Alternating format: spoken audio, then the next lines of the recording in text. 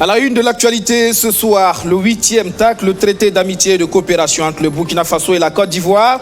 Les experts des deux pays préparent le terrain pour le Conseil conjoint de gouvernement et la conférence au sommet des chefs d'État prévue les 30 et 31 juillet prochains. Pour parler du volet culturel de cette coopération, le ministre de la Culture, des Arts et du Tourisme est l'invité de ce 19h30. La coopération, c'est aussi avec l'Égypte, le pays des pharaons, annonce des partages d'expériences dans les secteurs de l'agriculture et de la sécurité. C'est à la faveur de la célébration de la révolution égyptienne. Bonsoir et merci pour la fidélité renouvelée au 19h30. Cette nouvelle triste pour commencer. Nouvelle attaque dans le centre-nord du Burkina Faso. 15 personnes ont été tuées par des hommes armés non identifiés selon un communiqué du gouverneur de la région du centre-nord. L'attaque a eu lieu dans le village de Dibilou, dans le département de Pisila, dans la nuit du jeudi au vendredi hier. Le marché de la localité a été incendié. C'est donc parti pour le 8e sommet du traité d'amitié et de coopération entre le Burkina Faso et la Côte d'Ivoire. Depuis ce matin, les experts des deux pays défrichent le terrain à Ouagadougou. 3 jours durant, ils vont passer en revue les potentiels accords de coopération en vue du Conseil conjoint de gouvernement et de la conférence au sommet des chefs d'État. De grands dossiers comme le projet d'autoroute Ouagadougou-Yamoussoukro, l'éducation ou encore la culture sont au menu. Alfred Thuyer, Caroline Yoda. C'est à eux qu'a été confiée la lourde tâche de préparation du 8e TAC, le traité d'amitié et de coopération entre la Côte d'Ivoire et le Burkina Faso. Les experts ivoiriens et burkinabés ont 72 heures pour élaborer les documents de travail du Conseil conjoint de gouvernement et partant de la conférence au sommet des chefs d'État du TAC. Des documents qui vont faire office de proposition de nouveaux partenariats entre le Burkina Faso et la Côte d'Ivoire. Nous allons discuter des questions d'intérêt entre les deux pays. Donc nous venons avec le même état d'esprit, l'esprit de coopération qui a toujours animé nos discussions, nos échanges. Et puis nous espérons pouvoir partir d'ici avec des décisions et recommandations que nous allons proposer à nos chefs d'État et qui prendront les décisions idoines. Il y aura un chamboulement, je le dirais, parce que l'approche que nous entendons adopter maintenant, c'est que nous allons partir sur la base de thématiques pour en fait avoir des résultats tangibles au lieu qu'on s'étale sur les questions pêle-mêle. Chaque année sera thématique. En fait, c'est des propositions qu'on va soumettre à nos sommités respectives et il appartiendra à la conférence des chefs d'État d'adopter. Il s'agit de projets allant dans le sens de l'amélioration des conditions de vie des peuples burkinabés et ivoiriens. Les questions d'énergie, d'infrastructure, de droits humains et de diplomatie notamment vont occuper une bonne place lors des discussions. Les précédentes éditions du TAC avaient déjà balisé le terrain et même que des retombées sont visibles.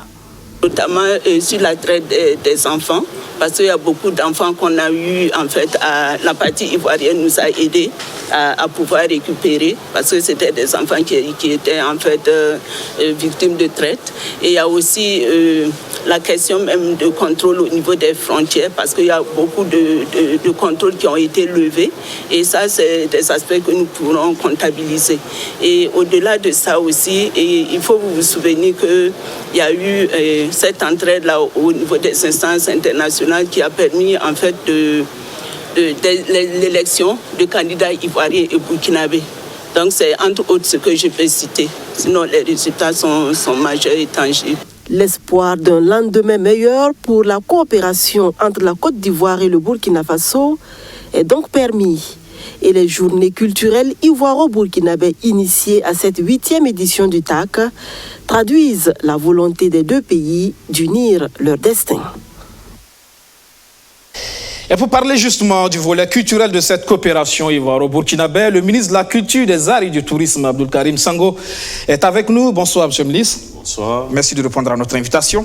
Merci de nous avoir invités. Où en êtes-vous avec la mise en œuvre donc, du TAC dans le volet effectivement culture, art et tourisme? Parce que de façon globale, l'impression que ça donne, c'est que les choses avancent timidement. Bon, je pense que on peut se permettre de dire avec beaucoup de franchise que s'il y a un volet du TAC qui véritablement marche très bien, c'est le volet culturel. Il y a d'ailleurs rien de surprenant cela, parce que lorsqu'on regarde l'histoire de nos deux pays, on le dit, nous sommes liés par l'histoire et la géographie, mais nous sommes beaucoup liés par les éléments d'ordre culturel. Ce qui fait que sur le volet culturel, par exemple, pour ne citer que quelques exemples, les principaux événements culturels dans chacun de nos pays, on a une présence remarquable et remarquée, évidemment, des délégations des deux États. Pour ne citer que le dernier exemple, c'est le Burkina, pays invité d'honneur au dernier festival de musique d'Anoumabo, à l'invitation de mon homologue ivoirien. Mais c'est aussi la très forte présence d'une forte délégation ivoirienne conduite par mon homologue ivoirien au dernier FESPACO. Dans le domaine du cinéma, par exemple, il y a pas mal de films qui sont coproduits par nos deux États. On sait très bien que pour le film d'Errance, un des longs métrages qui a représenté le Burkina au dernier FESPACO, la Côte d'Ivoire a contribué évidemment à la réalisation de ce film aux côtés du Burkina Faso. De la même façon, le film Frontières d'Apolline, encore la même réalisatrice, la Côte d'Ivoire y a contribué.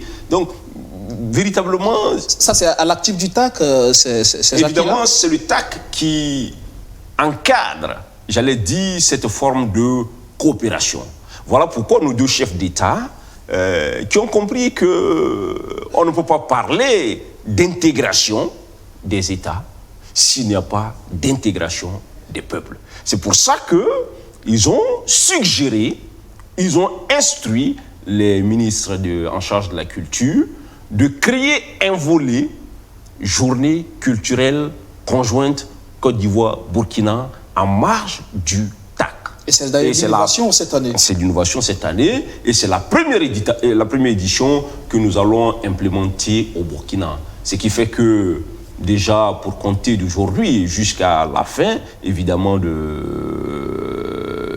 j'allais dire, de la session du TAC, à côté du travail des experts, à côté du travail des politiques, il y aura des espaces culturels qui vont permettre de mettre en perspective des éléments du patrimoine culturel matériel et immatériel ivoirien, que ce soit en termes culinaires, gastronomiques, il y aura un espace dédié à cela, que ce soit en termes artistiques, il y aura une nuit culturelle qui va voir la prestation de groupes artistiques de notre patrimoine national, voilà, aux côtés de troupes ivoiriennes. Et puis il y aura des stands qui vont mettre en valeur des éléments du patrimoine, que ce soit dans le domaine des vêtements, on aura des aspects, que ce soit dans le domaine des arts plastiques, il y aura des stands dédiés à cela, que ce soit dans le domaine des livres, là, donc de la littérature, dans le domaine de la musique. Donc pendant les 4 jours... Le cinéma également. Et le cinéma, voilà, il y aura des projections cinématographiques, principalement 2 films, dont un film ivoirien et un film burkinabé. Je pense que pour le film burkinabé, ça doit être le film Douga, et puis pour le film ivoirien, ça doit être le film Résolution. Voilà. C'est vrai, c'est toute une vie culturelle donc, qui accompagne cette rencontre. Avec quel objectif, quel impact? Non, l'objectif est évident. C'est-à-dire que l'intégration reste quelque chose d'artificiel, quelque chose de virtuel, lorsque l'on n'assiste pas à la rencontre des cultures. La culture qui devrait être le moteur, justement. La culture doit être le moteur. Parce que, en mettant en perspective, comme cela va se passer ces 4 jours, les éléments du patrimoine culturel des 2 États, on se rendra compte qu'en fait, finalement, comme je l'avais dit en Côte d'Ivoire, l'autre nom de la Côte d'Ivoire, c'est le Burkina Faso, et l'autre nom du Burkina Faso, c'est la Côte d'Ivoire. tellement il y a un lien, une imbrication culturelle entre nos deux États. Donc il faut permettre à nos populations de le vivre pour mieux se parler, pour mieux se comprendre. Pour développer l'économie, il faut partager justement des valeurs. Absolument. Et ces valeurs doivent d'abord être des valeurs culturelles. Alors, oui. Des acteurs, justement, pensent que la balance, justement, dans ces échanges culturels, ça pèse en faveur de la Côte d'Ivoire. Dans quel sens? Est-ce que vous avez l'impression, justement, qu'on gagne peu dans cette coopération culturelle et ça profite plus aux acteurs culturels ivoiriens? Non, ça dépend des domaines. Vous savez, il faut se dire... La musique, par exemple. Voilà, il faut se dire la vérité. Voilà, ça, c'est les faits. Mais dans le domaine du cinéma, nous sommes beaucoup plus en avant. Dans le domaine du Faso d'Anfani, aujourd'hui, c'est un des pains les plus prisés sur le marché ivoirien. Donc, chaque pays a son avantage comparé. Voilà. Il appartient à nos artistes, sans complexe aucun, de travailler à supplanter, ou je ne sais même pas si la bonne idée c'est de supplanter, à occuper la place qui leur appartient dans le concert musical. La question c'est comment on crée les cadres pour permettre à nos acteurs justement de percer le marché ivoirien. Mais le cadre est là, puisque le traité d'amitié et de coopération crée en fait un marché ouvert entre les deux États. Donc, il y a un certain nombre de facilités qui est accordé par les politiques. Maintenant, il appartient aux acteurs de bien s'organiser pour occuper ces espaces. L'État, encore une fois, ne va pas se substituer aux acteurs. Par exemple, si les Burkinabés veulent vendre de la musique sur le marché ivoirien, l'espace est là. Il faut faire de la musique qui puisse être vendue sur le territoire ivoirien.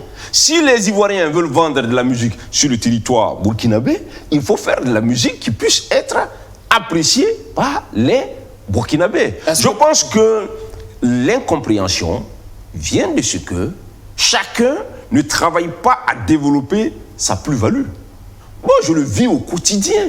Il n'y a pas un seul jour où je me rends en Côte d'Ivoire sans que les Ivoiriens me sollicitent de leur apporter des façons d'Anfani. Donc, il y a cet élément sur lequel le Burkina a, j'allais dire, une longueur d'onde qu'il faut développer, qu'il faut améliorer. Et puis, eux aussi, ils ont un domaine sur lequel ils ont une plus-value. Dans le domaine, par exemple, du cinéma. On ne peut pas en profiter partout, mais connaître les segments sur lesquels le Burkina, effectivement, peut véritablement occuper ce marché-là. À mon avis, c'est le bon sens. Le Faso d'Anfani, par exemple, et bien d'autres secteurs. Qui fait des émules, que ce soit en Côte d'Ivoire, que ce soit en Afrique, que ce soit dans le monde.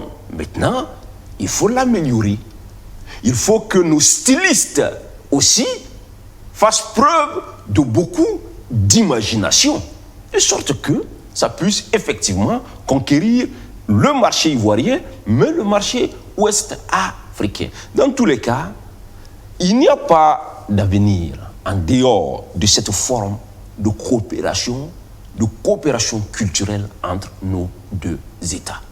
En tout cas, on a, au-delà du public ivoirien, c'est un potentiel déjà pour nos artistes. On sait qu'il y a quelques mois déjà, votre département a organisé une rencontre ici avec des acteurs de la culture ivoirienne, notamment sur la problématique de la diffusion de la musique burkinabé dans ce pays. C'est un partage d'expérience. Encore, je viens sur l'idée que chacun doit rester sur le segment sur lequel il a une sorte d'avantage comparé. Et pour la plupart d'ailleurs, ces Ivoiriens sont des Ivoiriens d'origine burkinabé, qui ont donc acquis une expertise dans le domaine de la diffusion, de la distribution de la musique. Ils sont venus partager cette expérience. Maintenant, après leur départ, il appartient à chaque acteur, dans son domaine de compétences, de travailler évidemment à tirer, j'allais dire, le maximum de profit. Le problème, encore une fois, c'est qu'il faut que chaque acteur reste dans son domaine. Est-ce qu'on attend trop de l'État dans le cadre de ce traité d'amitié et de coopération, notamment au niveau de la culture? Est-ce qu'on attend trop de l'État par rapport à l'accompagnement? Je ne sais pas. Est-ce que c'est seulement dans le domaine de la culture? Je pense que de façon générale. Parce que pour les hommes d'affaires, ça va un peu plus vite, des rencontres B2B, et puis bon, les choses cool. Oui, c'est-à-dire que le politique ayant défini le cadre, il faut beaucoup de dynamisme du point de vue des hommes d'affaires. C'est eux qui doivent s'engouffrer dans l'espace qui est créé par les politiques. Et s'il s'avère qu'il y a des difficultés, en ce moment, le politique vient opérer des réajustements. Je ne suis même pas sûr que les hommes d'affaires, entre deux tacs, tirent le maximum de profit. On connaît bien ces chiffres. On sait très bien que le niveau d'échange du bien, que ce soit bien culturel ou tout autre bien, la proportion est toujours très faible entre nos États. Nous sommes toujours dans un type de regard de type complexé vis-à-vis de ce qui vient de loin, alors que nous avons la possibilité de faire beaucoup d'échanges ici. Regardez le marché culturel Côte d'Ivoire, Burkina. C'est à peu près 40 millions de personnes. Il faut aller à sa conquête. Mais cela suppose que les acteurs se structurent, se professionnalisent. Voilà. Avec l'accompagnement justement de l'État. Absolument, évidemment avec l'accompagnement de l'État, parce que nos deux actions sont des actions qui se complètent. Mais, j'insiste, l'État n'a pas pour vocation de se substituer aux acteurs. Pour ce 8e TAC, est-ce qu'il y a des points précis qui vous tiennent à cœur, notamment pour le volet culturel? Non, c'est déjà, je pense que, puisque c'est la première édition, c'est déjà que les Burkinabés, puisque ça se passe sur notre territoire, et tous ceux qui habitent le Burkina Faso se mobilisent davantage autour de cet événement pour confirmer, évidemment, les perspectives que nos deux chefs d'État, évidemment, se sont définies. Je souhaite évidemment que les professionnels du secteur de la culture qui vont être là dans leurs domaines respectifs, qui puissent faire de bonnes affaires. Vous savez, ici, on a été tellement large. Vous savez, par exemple, les stands que l'État a acquis, ce sont des stands qui sont mis à disposition gratuitement. Voilà. Donc, il faut profiter de cet espace. Et puis, bon, à partir de cette première édition, on va essayer de voir probablement comment tirer les leçons. Mais je n'ai pas de doute, je pense que ça va être un succès. Je crois d'ailleurs qu'en principe, les deux gouvernements devraient se retrouver au CIAO pour encourager les différents acteurs. Parce que c'est effectivement au CIAO que les choses se passent côté exposition, mais la soirée culturelle, ça sera du côté du SENASA. Il y a aussi la soirée cinématographique aura lieu du côté du SENASA. Tout à fait. Et puis les expositions, et la soirée culturelle. Les aspects artistiques, j'allais dire, musique traditionnelle et tout ça, défilé de mode aussi, parce qu'il y a ce volet. Tout cela va se dérouler principalement sur le site du CIAO. Voilà. Donc on a deux sites principaux, on a le SENASA et le CIAO. Pour, en tout cas, cet ensemble d'activités culturelles qui va encore créer ce brassage et permettre aux acteurs des deux pays d'échanger et pourquoi pas de nouer des partenariats pour développer ce secteur. Absolument. Le tourisme également n'est pas à marge, je suppose. C'est lié. C'est lié. Ouais.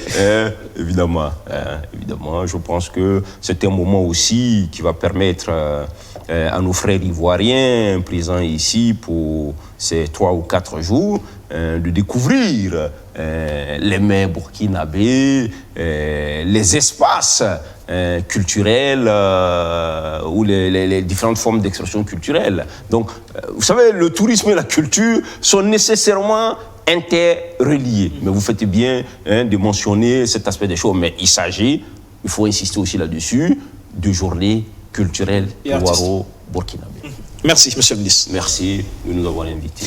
La suite, vous restez avec nous. Autre pays qui revisite ses axes de coopération avec le Burkina Faso, c'est l'Égypte. Son ambassadeur, Chérif Mokhtar, annonce les partages d'expériences dans les domaines de l'agriculture et de la sécurité.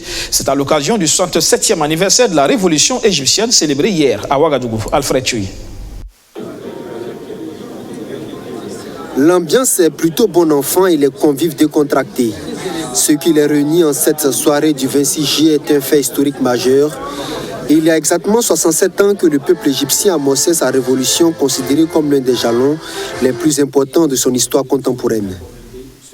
Tout en étant fier de sa personnalité pharaonique et portant des chapeaux différents en tant que pays arabe, méditerranéen et du Moyen-Orient, l'Égypte a toujours été fière de son identité continentale, soucieuse de renforcer ses relations avec ses sœurs africaines et avec le Burkina en tête de liste. Les relations diplomatiques entre le pays des pharaons et celui des hommes intègres remontent à 1960. Elles couvrent les secteurs clés de développement du Burkina Faso et les plus importants sont l'enseignement supérieur, le commerce, le transport et l'agriculture. Pays aride à l'instar du Burkina Faso, l'Égypte a pourtant réussi là où les Burkinabés tâtonnent encore. L'Égypte veut apporter son expertise dans le domaine de l'agriculture. Pour répondre à l'insécurité alimentaire dans le pays, nous sommes sur le point de signer un accord pour construire une ferme commune sur un site de 500 hectares, comme début pour la culture du blé. Nous espérons aussi partager notre expérience sur les bonnes pratiques en matière de production agricole. L'autre axe non moins important, c'est la sécurité. L'Égypte veut aider le Burkina Faso à relever le défi de l'insécurité à travers la formation des imams sur la prévention de l'extrémisme violent et la radicalisation dans le Sahel. À peine 9 mois que Chérif Mokhtar a pris fonction au Burkina Faso en tant qu'ambassadeur, qu'il affiche sa volonté de renforcer l'axe Ouaga-Caire. À Koudougou, opérateur économique et bureau de la Chambre de commerce et d'industrie dans un face-à-face hier. Une rencontre pour discuter des difficultés rencontrées par les opérateurs économiques de cette partie du pays, tracasseries routières, routes impraticables, les difficultés de financement des PME. Les échanges ont été francs sur des sujets et ont permis à la délégation du président Mahamadi Savadogo Kadhafi d'apporter des réponses. Arsène Kondutamde. La salle de conférence de la délégation consulaire de la Chambre de commerce et d'industrie du Centre-Ouest pleine à craquer pour recevoir le président Mahamadi Savadogo et sa délégation. À son arrivée, le président Kadhafi est accompagné de ses plus proches collaborateurs, dont Lassine Diawara, Omar Hugo et Idrissa Nassa. Pendant un peu plus de 2 heures, la délégation a échangé à bâton rompu avec les forces vives de la région. Avec insistance, les opérateurs économiques du Centre-Ouest sont tenus à dénoncer les tracasseries de tout genre qu'ils rencontrent dans leurs activités. Les commerçants, qui sont la gendarmerie, la police, la douane, on a des difficultés.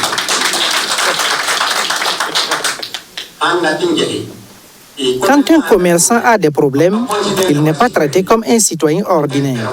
On lui fait subir toutes sortes de brimades. Il ne se passe pas une semaine sans que je ne sois à la police, à la gendarmerie ou chez le procureur pour intervenir dans le cadre de certaines tracasseries que nous subissons. Nous demandons au bureau de faire un effort pour que tout cela s'arrête. En réponse, le président de la Chambre de commerce et d'industrie a insisté sur la nécessité pour les opérateurs économiques de connaître les textes qui régissent leurs différents secteurs d'activité. Son bureau fera également du lobbying pour tenter de changer la donne.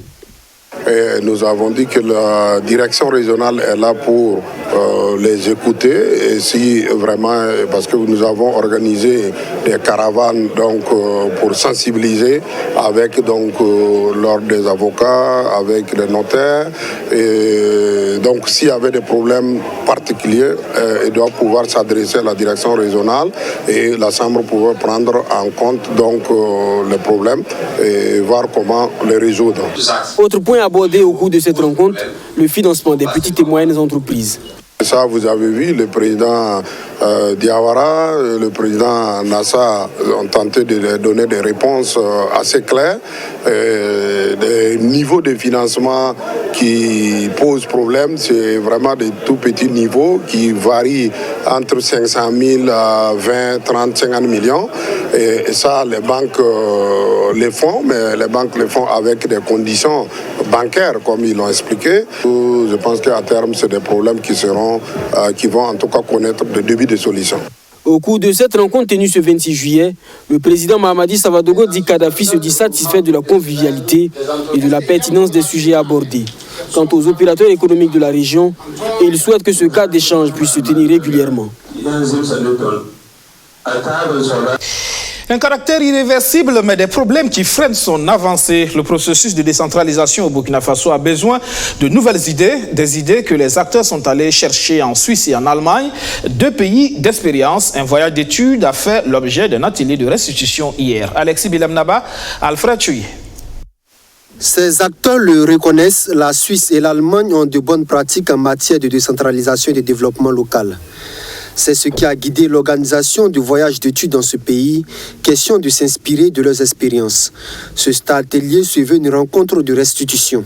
Après une vingtaine d'années de mise en œuvre du processus de décentralisation au Burkina Faso, l'état des lieux de la décentralisation réalisé en 2015 a relevé le caractère irréversible du processus, mais aussi des limites liées à une somme de facteurs plus ou moins interconnectés.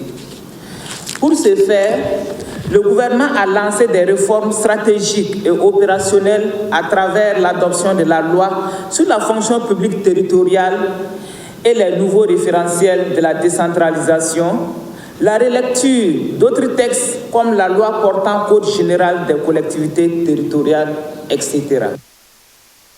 Pour le chargé d'affaires de la coopération allemande, l'objectif de ces voyages d'études, c'est de promouvoir la coopération, mais aussi de contextualiser certaines réalités en matière de décentralisation et harmoniser certaines pistes afin de faciliter l'accompagnement. La Confédération suisse et la République fédérale d'Allemagne représentent deux systèmes politiques décentralisés, et je dirais plutôt réussis. Je salue la présente restitution qui revêt, à mon avis, trois intérêts majeurs. Elle permet de partager les expériences et les bonnes pratiques de la Suisse et de l'Allemagne à des acteurs de différents niveaux de la décentralisation, de voir dans quelle mesure certaines expériences et bonnes pratiques peuvent être contextualisées aux réalités du Burkina Faso en matière de décentralisation, et d'identifier ensemble des pistes et domaines de collaboration afin d'apporter de façon harmonisée l'accompagnement nécessaire à la réussite de la décentralisation. Cette restitution conjointe permettra aux délégations d'échanger sur certaines thématiques qui ont été traitées lors des voyages et de développer par des confrontations constructives quelques propositions partagées par les systèmes différents. La rencontre devrait aboutir à des recommandations fortes pour l'amélioration du processus de décentralisation au Burkina Faso. La mise en œuvre du PNDS, le plan national de développement économique et social dans le volet éducation-formation. Elle présente un taux supérieur à celui de l'année dernière à la même période, mais il n'y a pas de quoi se satisfaire, a dit le ministre en charge de l'éducation nationale. Il y a des soucis en ce qui concerne les investissements structurants. Alexis Bilemnaba, Arsène Konditamde. C'est une séance qui devrait permettre de disposer d'un rapport de performance à mi-parcours 2019 du cadre sectoriel de dialogue éducation et formation. Un diagnostic du plan national de développement économique et social dans son volet éducation. Cette revue à mi-parcours fait ressortir un taux global d'exécution donc, du cadre sectoriel, donc du secteur de planification de 44,95%. Et comparativement à l'année dernière, qui à la même période était de 25%. Donc c'est un taux qui est meilleur, mais qui n'est pas encore satisfaisant dans la mesure où quand on va vers les investissements structurants et réalisation, on a un taux physique donc, de 24% et un taux de réalisation financière de 9%. Donc il y a des efforts énormes à faire. Un taux supérieur à l'année précédente, mais qui aurait pu être mieux n'eût été le contexte sécuritaire et les remous sociaux, explique le ministre en charge de l'éducation nationale. Malgré tout, le département du professeur Stanislas Waro reste serein quant à l'atteinte des objectifs visés à l'horizon 2030. taux de performance n'est pas fort, n'est pas ce que nous attendions, mais malgré tout, donc nous sommes résilients, il y a des efforts qui sont faits, comme ça a été dit, nous continuons de réaliser. Par exemple, au niveau du secteur de l'éducation, cette année, nous allons en principe livrer 675 salles de classe pour éliminer des paillotes. Nous allons aussi donc livrer des lycées scientifiques, des collèges, des CEG. Il y a des établissements d'enseignement technologique qui sont déjà prêts. Au niveau de l'enseignement supérieur aussi, il y a des efforts qui sont faits. Au niveau de la jeunesse, il y a un certain nombre d'efforts. Donc, malgré ces difficultés, malgré le contexte sécuritaire difficile, nous travaillons à améliorer les taux de performance de notre secteur de façon à atteindre les ODD d'ici 2030. De nouvelles stratégies seront élaborées à l'issue de cette séance pour booster davantage les résultats sur le terrain. Le dernier hommage national au président tunisien Béji Caïd Essebsi a été conduit ce samedi à sa dernière demeure dans une forte émotion en présence de plusieurs chefs d'État et de gouvernement. Jour de deuil en Tunisie qui rendait hommage ce samedi à son premier président élu démocratiquement au suffrage universel, Béji Caïd Essebsi, enterré en présence de plusieurs chefs d'État et d'une foule de Tunisiens. La cérémonie officielle a commencé à midi en présence du président français Emmanuel Macron, du chef de l'autorité palestinienne Mahmoud Abbas, du président algérien par intérim Abdelkader Ben Salah ou encore du secrétaire général de la Ligue arabe Ahmed Aboulgaït. Dans des temps difficiles où l'obscurantisme menaçait, il a fait partie de ceux qui ont tenu avec courage pour une Tunisie éclairée, ouverte et attachée aux valeurs universelles, a assuré Emmanuel Macron lors de la cérémonie officielle. Vendredi, les journaux ont été imprimés en noir et blanc et de nombreux sites d'information arboraient des logos en deuil. La Tunisie a décrété 7 jours de deuil national. Fin de cette session d'information. Merci de l'avoir suivi. Restez avec nous à 20h15, le journal en langue nationale Moré. Demain, 18h, c'est le président du Congrès pour la démocratie et le progrès CDP, Eddy Komboigo, qui sera dans le fauteuil blanc pour sa part de vérité sur la situation nationale. Et puis, à 19h30, l'équipe du dimanche vous donne rendez-vous pour le 7 Info, la rétrospective de l'actualité de la semaine avec le regard de nos analystes. Excellente soirée sur la chaîne, au code nos défis. Bonsoir.